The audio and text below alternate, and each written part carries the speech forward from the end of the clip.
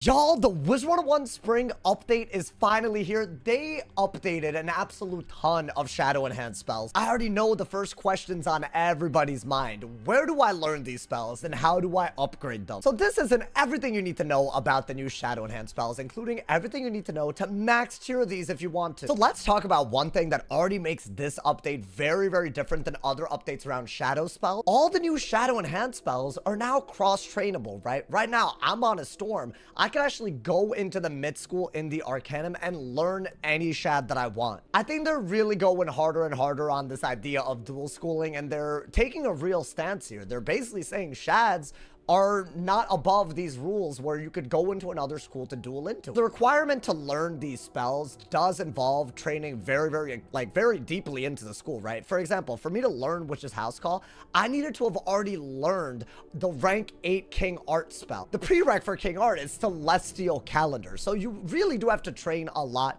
in order to learn these, but it is a big deal. You can learn these, you could actually get spell elements for these, customize them. There's a lot of things you could do with off-school shads now that were never available before. There are some practical uses for this. We might see other healing schools go into Storm and use a shad to do a gigantic hit that also heals them. I think a lot of people are already speculating that we might see people that use dots use the Raging Bull detonate by going into fire and learning Raging Bull. Wiz did have an issue with cosplay strategies back when shadow TCs were allowed. We're talking like shadow enhanced spells like Rusalka being allowed in TCs. And the issue was really the fact that you could be a high resist school like Life or Ice, run storm damage pins, right? Like right now I'm running fire pins on a storm, but imagine a high res school running a bunch of storm damage on their gear, right? If they did all that and they had access to shadow enhanced spells the way they used to be in TCs, you would have actually seen a breakdown of school identity where you could just be a better storm on an Ice or Light. And it looks like this update, they're basically rectifying that, right? Basically, right, the way these shads work, the top hat is probably going to be way more damage heavy, but they're no PvP, so they're not going to interfere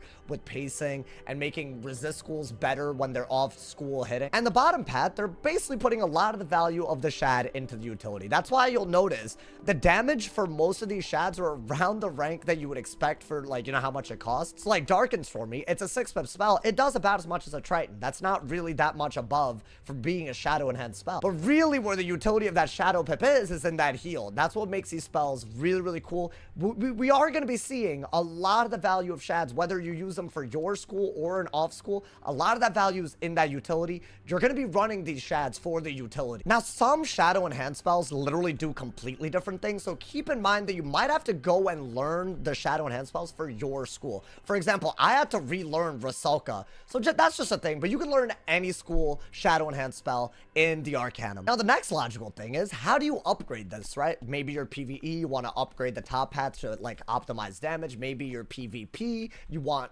really, really high utility shads on school and off school. So they added these spell elements in the drop pools of major bosses. Now, I would argue there are 3 major ways to get spell elements for this update. You're looking at literally just a traditional farming route. There's actually some ways to kind of compete with other methods this update, which is pretty cool. You're looking at Cantrip chests, and you're also looking at Retriever talent. Now, if you want to go the super casual route, farming these little by little, you can basically just go to the final boss of any of these worlds and get them. For example, right, you could farm the Titan's Trident. It actually drops most of these new shadow enhanced spellies. However, the number that you'll get per run, even if it's actually a pretty long run, is pretty abysmal. What we've had in the past is any of these like end game bosses that are, you know, level appropriate. One, you have to scale down your level and compromise your stats to farm them to get drops. And 2, for example, the Titan's Trident, you're getting like 9 spellments per run, and you have no control over the school of the spellments that drop. I think that is a terrible combination of things. You have no control over the school specificity of the spellman drop, and it's tedious for casual players to farm. What I highly recommend, if you prefer to not open up chests for spellments, which are basically the other 2 methods that, you know, you could probably use, I would highly consider farming the rematch duels. So this is basically what doing the challenge mode for the Grandfather Spider rematch looks like. As in the drops, they're actually pretty good, and this is something that you could probably do in about 4 turns. Takes about 5 minutes. This is very equivalent to actually farming chests with other people. The rematches, they actually drop a lot of spellies. If you do like Titan's Trident or any of the end of world bosses, bosses, you're not going to get spellments at the rate that you would expect. Now, there are two other methods to get spellments, especially if you have energy, as in energy elixirs or a lot of energy gear. What you're going to want to do is go to the world that has the spellment that you're looking for. For example, if I wanted the 4-pip shads, I would go to Mirage. Find a small area and try to get a couple of people to do this with you. Comb the area for Cantrip's chests. They added Cantrip's chests to multiple worlds, including Polaris, Imperia, and Mirage, and they also did a chest audit on them. Now, this is something that I just don't think a lot of people know about. But basically, right, they used to have a system with Cantrip's chests where they basically wouldn't respawn the way they do now. And a good example of this is Novas, right? Let's say that you want to do what, you know, what I'm recommending here you do for this update. Let's say that you did that in Novas, it wouldn't work. But what this audit is, every time you open a Cantrip chest in a realm, it immediately respawns in another random location within that realm. That's why a small area is really, really helpful. For example, right? Let's say that I had, you know, 2 other people with me,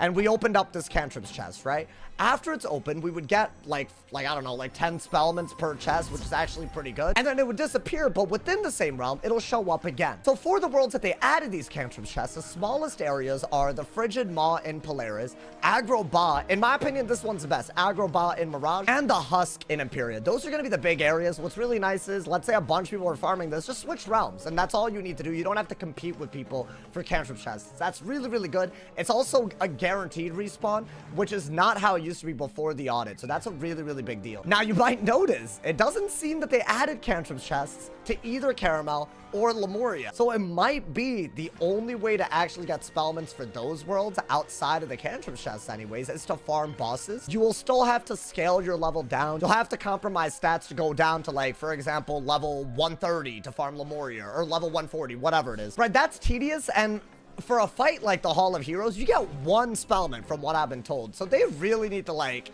figure that out, in my opinion. I do not recommend even farming for spellments that are from Lemuria or Caramel at the moment. The one silver lining is, if you've actually farmed anything in most recent worlds, they've actually already been dropping Caramel and Lemuria spellments. I, for example, I'm not going to say I farm a ton. I definitely farm more than the average player. But as I was able to max tier all of those Shadow Enhanced spells immediately, I'm sure a lot of people are probably tier 2 or tier 3 already, especially if you've just literally quested through the most recent worlds, because they've been dropping these. That's a one silver lining. I'm gonna assume that we're gonna get better drop rates, more drop sources for specifically the Cantrip's chests in Caramel and Lemuria. And finally, let's say that you don't want to spend energy opening up Cantrip's chests, because this is an energy intensive solution. You could always get Elemental Retriever or Spirit Retriever, go to the world again for the spell that you want, and open up wooden chests. This talent is, once you get it, you're good. Like, you do have to unlock it with tokens, which is actually kind of hard, but the steps to do this process are actually pretty simple. I actually just recommend doing this just to have something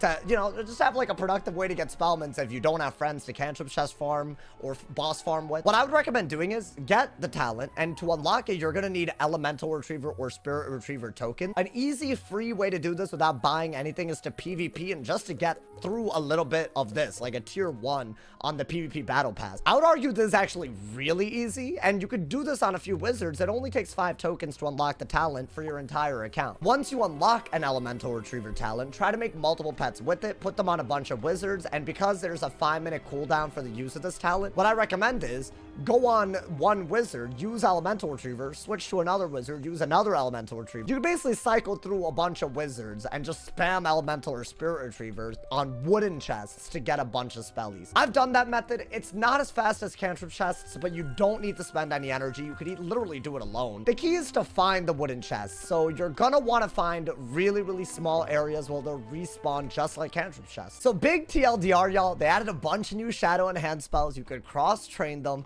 You can farm bosses, though I highly recommend rematches, and if you're not trying to do that, chests are the way to go to get these spellements, regardless of what school you want it on. Hopefully this video helped. I hope you guys are excited for all the content that's incoming, because I'm going to be using a lot of spells in a lot of wacky ways. So stay tuned, turn on noties, you're not going to want to miss. Let me know what y'all's thoughts are on this update. Drop a like if you enjoyed, and leave a sub if you're new. And as always, if somebody hasn't told you awesome today, they doing something wrong. Stay awesome, y'all. See y'all soon.